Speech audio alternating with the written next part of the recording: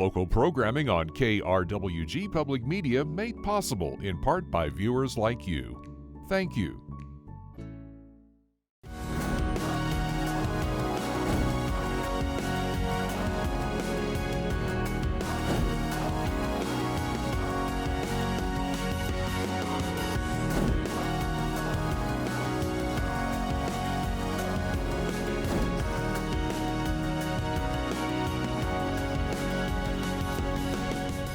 Welcome to Fronteras, a changing America. I'm Jonny Coker. In today's episode, we'll be taking an in-depth look at the infrastructure needs of southern New Mexico. The federal government is funneling hundreds of millions of dollars to our region, but how can officials ensure that that money is used efficiently? I have more in this report. Federal officials gathered at the Farm and Ranch Heritage Museum in Las Cruces to meet with local officials and organizations as part of the Rural Partners Network. The goal of the federal initiative is to help people in rural communities find resources and funding being funneled from the federal government to organizations in rural areas of the United States. Daisy Maldonado is the director of the Empowerment Congress of Doña Ana County. She said meeting with officials was a good first step toward addressing the infrastructure needs in rural areas of the state. We're the organization that's on the ground, like doing the most engagement with, regular everyday folks. I think part of the intention of this gathering is also to think about how we can collaborate. So then locally within Doña Ana County, within the state of New Mexico, and again, then looking at federal funding, how can we bring those different funding sources, those agencies together to fund projects to actually serve those communities. According to the state's recently launched federal funding dashboard, New Mexico has been allocated over $6.5 billion from the federal government's American Rescue Plan Act and bipartisan infrastructure law, with hundreds of millions of dollars still yet to be spent. Steve Benjamin, a senior advisor to President Joe Biden and director of the Office of Public Engagement at the White House, said that the purpose of the massive influx of funding is to give rural communities access to modern infrastructure, from broadband to clean drinking water. This is a wonderful collection of local leaders who are doing the work every single day, partnering arm in arm with 20 agencies throughout the federal government, intensively focused on pushing billions of dollars into rural communities all across the country. Benjamin said that the Rural Partners Network is one way for the federal government to make sure that funds are getting to the communities that need it most. The resources are there to provide the infrastructure that they not only need, but they deserve. We're finding some very creative solutions, taking these federal resources provided in the Biden-Harris administration, pairing it with state resources, using tax-exempt municipal bonds, and in some places even private sector capital and good, thoughtful public-private partnerships to make it happen. But these are things that the people of New Mexico deserve and should demand it from their officials that they work with. Even though there's a lot of money allocated by the federal government, it can be difficult for individual organizations to receive that funding, according to Patricia Dominguez, who works for the USDA as the state of New Mexico's Director for Rural Development. She explained that the Rural Partners Network allows for collaboration that makes it easier for small organizations to put incoming federal funds to use. If there's a group who's really good at doing something, they can then show others, like, this is how we did it. You don't have to recreate the wheel, essentially. Just need to meet your neighbor potentially and see how they've done something and been successful at doing it. So federal government dollars do require that you apply for them. Folks have come to say that's a big deal for us. It's a barrier. So we're working on eliminating those barriers, and we do that with our partners, the state, municipal communities, and also organizations within those communities that will assist them. So we can't do this work alone. We need partners. As for Daisy Maldonado, she said that this is only the beginning of navigating obstacles for organizations in southern New Mexico. It's a good first step in terms of rural communities and smaller communities being able to have a voice at the table with federal agencies. And now let's hold those federal agencies accountable to say, you're wanting to serve us and you're wanting to bring those programs here. Now, what can be done to actually facilitate that process and happening? Maldonado said she hopes that input from the community members will speed up funding for incoming projects so that they adequately reach underrepresented areas of New Mexico that need it most. And now joining me on today's program to talk about incoming federal funding is Patricia Dominguez, New Mexico's State Director of Rural Development for the U.S. Department of Agriculture. Patricia, thanks so much for being here. Thank you for having me. So essentially, can you give me an overview of the Rural Partners Network and your role within it, essentially? So the Rural Partners Network is a Biden administration initiative, and the idea was to strengthen rural communities that really have been left behind for far too long. So it is a pilot project. It is in 10 states and 1 territory. So Puerto Rico is the territory and a variety of states, New Mexico being one of them in the pilot. And we essentially have 3 community specialists who are in the communities that were selected to participate in the Rural Partners Network. And these individuals assist to directly their community networks to find federal funding. And actually doesn't always have to be federal funding, but to find funding for initiatives that they've brought to us. So the communities, really know what they need, and RPN is committed to helping them reach those goals. So the Biden administration is really kind of changing that business as usual by embedding somebody in the community that will directly assist them. And when we spoke at the RPN forum in the Las Cruces Farm and Ranch Heritage Museum, you mentioned, top priorities for folks there were childcare, transportation, and infrastructure and capacity. And I wanted to dive into each of those subjects a little bit. I mean, what are you hearing from folks on the ground? I mean, specifically in terms of childcare needs, that's the first one you mentioned. So what are you hearing from folks? So during the pandemic, a lot of the childcare businesses closed. And so now that, we've reached the other side and folks are back out and expected to go to work, there's a gap there. And so, folks who now need to be in the office or need to be present are having issues finding, childcare. In rural communities, it's, I think, a little bit more difficult because of the essentially the lack of resources. So that was brought to us as a top priority of folks that are, interested in getting back into the workforce and do need to be present in a job. And so, we're doing our best to try to connect them with resources. Again, not always federal, it can be state, and it's a lot of partnership building. There may be somebody who was in the business at one point in time and stepped out of it for, a variety of reasons. We're seeing maybe, can they come back in? How can we make it easier for them to come back in if the rules have changed? I know the state has an interest in making childcare businesses really almost kind of a bit of a school. So they're not just providing childcare, but they're providing that, educational component as well. So, and you can charge a little bit more if you do that extra piece. And so again, it's a learning curve for everybody, trying to meet the state's recommendations. And then also, how do you do that as well if you're doing this out of your home, or maybe you want to start a business. So then we can potentially put folks with state like SBA or the SBDC. So SBA is a Small Business Administration, not to use too many acronyms. And the SBDCs are like small business development centers, and they will assist the community member on having a business plan. What does it really look like to get into the child care business?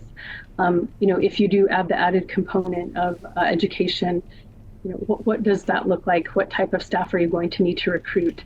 And sometimes that is difficult, recruiting some of the folks that will meet those standards that the state now requires if you want to be doing the education component. So it's a bit of learning for everyone involved, but that's what Rural Partners Network does. They're committed to learning some of those things so they can pass that information on to interested community members and hopefully fill that gap. I see. Essentially, what the Rural Partners Network is bringing in, state people that within the state, within organizations in the federal government, the state government, to collaborate and essentially figure out these issues that are happening in rural communities. And one of those is also transportation. So can you go into that a little bit? What are people saying about transportation in rural New Mexico, specifically southern New Mexico and beyond? So I think this one's again not a new topic really. New Mexico is a massive state, really Western states in general, and if you don't have a car in some of these places, you're limited to a particular area in your community, and not all rural communities are going to have access to a long distance bus service. We'll say in some parts of northern New Mexico they have the blue bus. And they do provide transportation between communities. Again, that's not always the case everywhere. And the blue bus up in the northern part, they did go. This is at least more than a decade ago. They do, they did have to get bonding authority, right? So they could, have the capacity to fund themselves, because transportation is one of those things that doesn't fund itself. It's really a service to the community. So that's definitely an issue. The access to, bus service. You may just not have a car. A lot of Western states, the car is gold, if you will, and not everybody has that access. So we're again trying to build those community partnerships. What does it look like to build that type of partnership with several communities potentially? So they may collaborate and do something similar to what occurred in a different community. So again, this is also sharing stories, and that's a wonderful way to learn. So you can go to another community, see what they did, maybe modify it to be scale appropriate, if you will, to your community, so you don't have to start from scratch, but see what it took to get there. And and I will say during the pandemic, I think there was a lot of in movement and out movement. Some folks came in, some folks had to leave for a variety of reasons. And so it's, again, just reconnecting with who is in the community now, who are interested partners.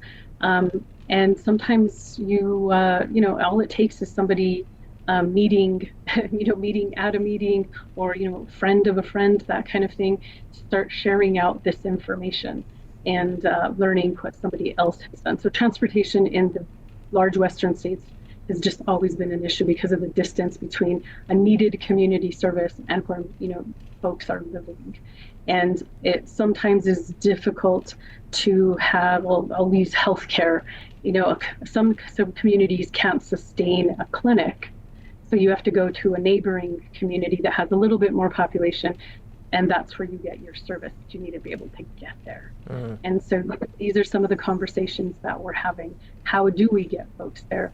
Is it something that's what is the scale needed to get here to get there?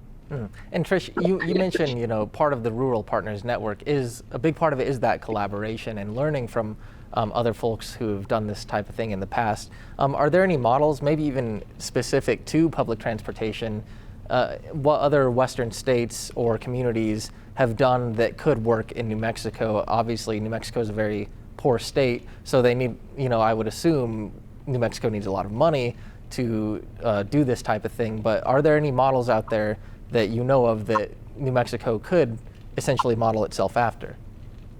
So I would actually even just look here internally up in the northern part of the state. I believe it was Santa Fe County, Taos County, Rio Arriba County, and who did the blue bus.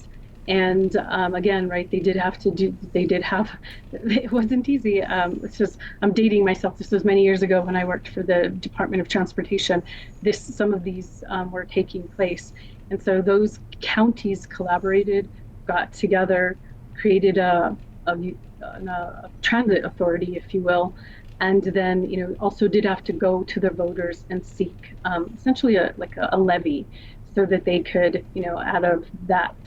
out of those taxed dollars, use it to pay back into the transit authority and start the blue bus. And so it was many years in the making, and they're still going. I'm sure they've had some issues. Nothing's perfect. As you move along, you try to refine and meet the needs of the community. But I would say that story would be a good starting point for other communities. And really, regionalization. I know that sometimes that word is not folks sometimes are a little bit leery, but I think just basically coming together can really, provide that needed base of users and funding so that, you can get something that will, be useful to the community. And Trish, one of the one of the main things you brought up to me at the Farm and Ranch Museum was this idea of capacity building within rural communities and organizations. Can you explain to me what that is and why the Rural Partners Network is looking at that in southern New Mexico as something to really go after? So I call it the same three people. And in some of these rural communities, you'll have a mayor who's actually a volunteer, council members who are also volunteers. They have full-time jobs, maybe sometimes more than one, but they're still very invested in their community. And so they continue to do, whatever they can. And so those, few people that are very invested or have the capacity, I guess I should say, to be invested in that way, have a limited bandwidth. They can only invest so much when it's, a handful of folks that are doing this. A lot of times there probably are folks that are more interested in being there as well, but they commute out and they're gone during the day. I don't think, I think it's very common in rural communities for folks to be commuting elsewhere and then coming back in. So, they have limited time to engage in some of these efforts. And not that they're not interested, it's just they must, they have to put food on the table, they have to pay their bills. So the Rural Partners Network is, part of it is to build capacity in those communities. So maybe there could be a job for one of those folks that's commuting out, staying in the community if they could have, say, a nonprofit organization that will assist on, some topic that the community needs. And so, again, you can help build capacity in a variety of ways. That capacity may be there already, but it's commuting out to do a job somewhere else. So if you can either build, and it can be incremental, 1 to 2 jobs in a rural community is actually a huge investment. So building that internal capacity is a way to keep somebody hopefully closer to their community and then fill a needed gap. So Rural Partners Network, what the staff will do is, for an example, maybe they need a water system that can be complicated. So we fund, that's one of the things we do fund. So, but I will not deny, the paperwork process can be, sometimes a little overwhelming. So we will host, essentially an information session where folks can come. It'll be a webinar. Sometimes we do them in person, depending on what the community would like from us. Sometimes we collaborate with others. We have a bunch of, other partners. And so we'll host a session saying, like, come, we'll show you how to fill out this application. And once somebody can do that, then it's something they could potentially start doing for others, for other community. And really, once you break into the how do you fill out an application kind of thing, it just builds internal capacity, which can then be shared, with other folks. So that's really what we're, what is the ultimate goal, is to be able to find federal sources, state sources, philanthropic sources in some cases, if nothing else fits, but still put together your application and or your story, whatever it takes to reach that, dollar. And you touched on this a little bit. I mean, getting federal funds obviously has a lot of red tape, and a lot of people can be overwhelmed by that type of thing. And something you mentioned to me at the Farm and Ranch Museum was technical assistance organizations. How do you work with technical assistance organizations? How do you refer them out to people? And what does the process look like to receive federal funding if you're, a nonprofit organization? Rural Community Assistance Corporation. So they assist folks mostly with water and wastewater applications. And so if we hear from a community, they come to us, seeking funding, we will refer them out to the RCAC folks. and they, then they'll get together and help them essentially come up with a plan. Another group that we funded is actually NMSU. So we got a fair amount of REAP dollars, which is Rural Energy for America program, in the Inflation Reduction Act. And so it helps small businesses become more energy efficient and or go solar, essentially. In New Mexico, it could be any type of renewable, but most often in New Mexico, it's solar. And so we have funded NMSU to do the energy audits and also assist with the applications. And we have a couple of others, the name escapes me right now, but we try to fund them strategically so that there's one down south and one up north as well. So, kind of break out the geographic area. So we have a gentleman out of Farmington who's also doing essentially what NMSU is doing. So, and so, we put out essentially they're called NOFAs, notices of funding opportunities. And folks can apply if they think they can provide this type of service. And so, that also, again, just builds some capacity in the states within the organization that we funded to be the technical assistance provider. And they, again, as our name implies, rural development, they will specifically be focusing on rural New Mexico.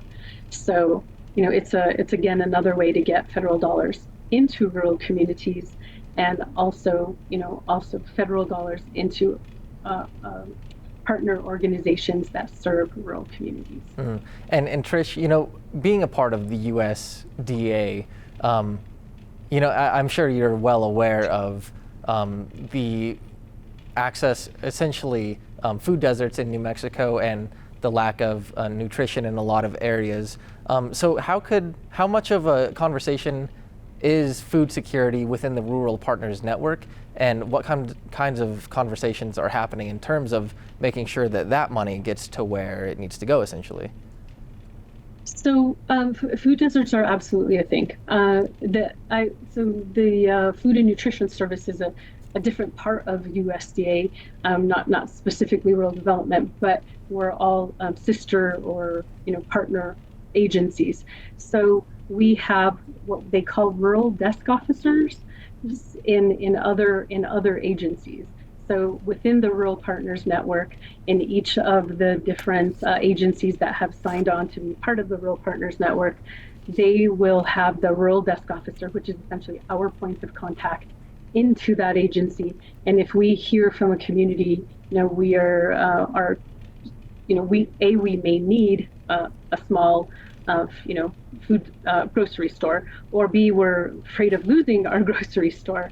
What are the things that we can potentially get from dollars that are coming in through the Food and Nutrition Service or someone else altogether, whoever it happens to be.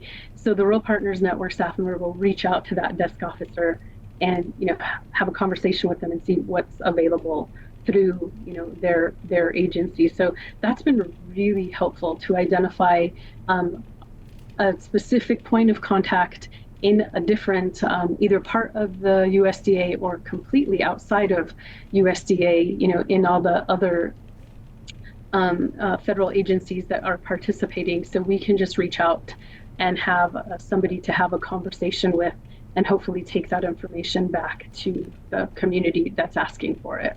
So again, just to highlight the REAP efforts, this is actually outside of our Rural Partners Network area, but there's a small grocery store in Pojoaque that serves, it's owned by Pojoaque Pueblo, and it doesn't just serve Pojoaque, the Pueblo, it serves Nambe, some other parts of the community there in that area. And so they were recipients of a REAP grant that was an energy efficiency piece. So they had some very old refrigeration, and the REAP grant essentially will go in and replace all of their refrigeration units to upgrade them to something that's more energy efficient. So that will keep them more viable. So it'll reduce their energy consumption, and hopefully, and you would think, right? You see, like that's you would say maybe that's not a food desert, but really, if that little Pojoaque Mart was there, you'd have to be able to get into Santa Fe, into the far side of Espanola and or to Los Alamos. So, you have to have that transportation piece to be able to go a further, I would think we looked at it, the closest, the next closest grocery store was 18 to 23 miles. So I see. Depending on where you were. So there's a lot of potential for lessons learned elsewhere to just also be taken into the Rural Partners Network as well.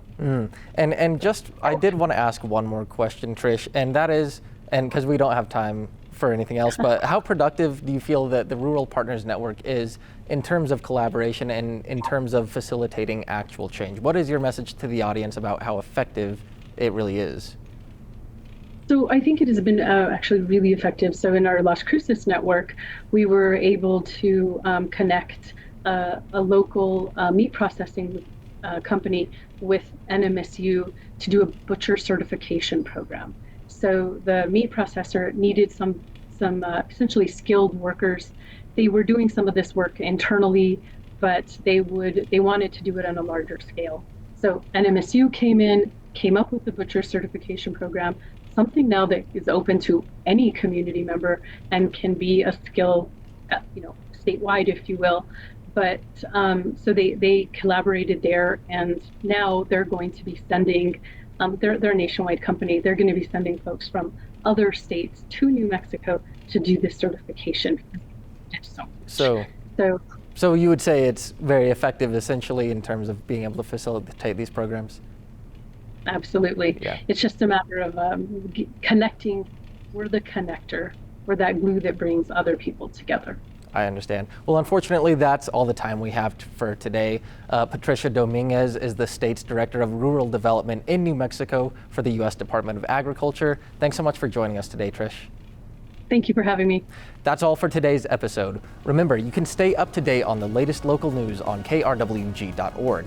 For all of us here at KRWG Public Media, I'm Jonny Coker. We'll see you next time on Fronteras, A Changing America.